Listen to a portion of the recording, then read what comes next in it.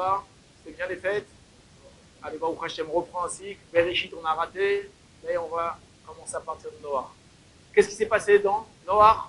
Akadosh Baruch Hu va se mettre en colère contre le monde et va décider de détruire. Mais il va envoyer d'abord un personnage qui s'appelle Noah, afin donc de construire une arche et de sauver le peu de bien qu'il a fait dans ce monde, d'accord, les animaux, etc.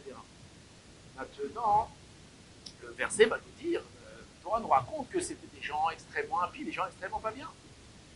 Et ils vont être détruits. Maintenant, ces gens-là, ils peuvent se plaindre. Ils disent, écoute, nous on s'est mal comporté, d'accord, mais si on nous avait prévenu, si on nous avait dit quelque chose, si on était venu nous faire remontrance, alors peut-être qu'on aurait changé de chemin, on serait renforcé, on aurait progressé, on serait arrangé. Comme ça, tu viens, tu nous balances le maboule sur la tête, et qu'on n'a rien fait, on est innocent, nous, on aurait dû nous prévenir. Oui ou non? Qu'est-ce qu'il a fait Hachem? Il a dit d'envoyer un personnage qui s'appelle qui? Il s'appelle comment? Noah. D'accord? Maintenant, Noah, il va leur faire remontrance pendant 120 ans. Il va leur dire. Les commentateurs, le Midrash pose la question, il dit pourquoi ce personnage s'appelait Noah? Alors, il y a dans la Torah, je vous invite à la fin de Bereshit de voir une des raisons pour laquelle il s'appelait Noah, mais il y a une autre explication. Noah, ça veut dire agréable. Que Noah, c'était un personnage qui était agréable, comme ça le Midrash. C'est-à-dire que c'était un monsieur qui devait être sympathique, qui devait être souriant, qui devait être gentil, qui devait être agréable. Pourquoi? Parce que si Hachem leur avait envoyé un personnage antipathique, dur, formel, comme ça, qui leur criait dessus, alors qu'ils auraient pu dire des gens, oh, tu nous casses la tête, arrête, tu nous fais peur avec ton enfer, avec ton mamoul, là, avec ton déluge. S'ils nous avaient parlé gentiment, alors peut-être qu'on aurait pu écouter. Et c'est ce qu'il a fait de Jour. Pour pas que cette génération n'ait d'arguments, qu'est-ce qu'il leur a envoyé? Il a envoyé un personnage qui est agréable. Et malgré que ce personnage, bien que ce personnage était agréable, il leur parlait de façon agréable. Il leur faisait montrance, mais de façon agréable. Les alliés, il leur parlait, il leur disait, ces gens-là n'ont pas fait tchouva, n'ont pas corrigé leur chemin. Alors là, ils n'ont plus d'arguments. Est-ce que vous recevez? C'est bien mérité. Et donc de Noir, on peut apprendre un grand enseignement. C'est qu'en réalité, autour de nous, on a beaucoup de gens qui évoluent autour de nous, d'accord? Des gens qui ne font pas la Torah, des gens qui se comportent mal, etc. D'accord? C'est pas forcément leur faute. Très souvent, c'est des gens ignorants qui ne savent pas.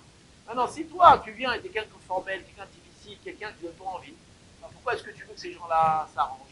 Donc, nous avons l'obligation d'être des vecteurs de souffle, des gens bien, des gens qui allons faire jaillir des choses agréables, faire jaillir de l'amour, faire jaillir des bonnes paroles, des bonnes choses. Lorsque les gens nous verront, alors ils ont envie de nous ressembler, ils ont envie de dire voilà, tiens, ce chemin, le chemin de Torah, c'est un chemin agréable.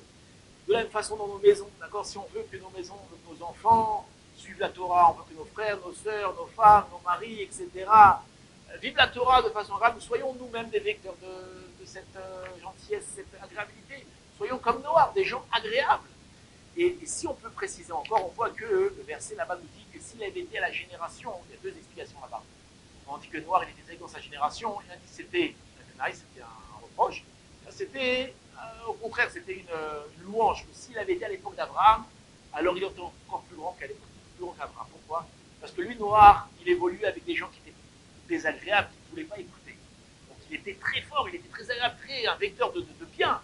Il n'arrivait pas parce que les gens ne voulaient pas accepter. Dans la génération d'Abraham, c'est pas comme ça. Les gens acceptaient, voulaient. On voit que Abraham, il avait des prouesses, il a fait un choix beaucoup de gens.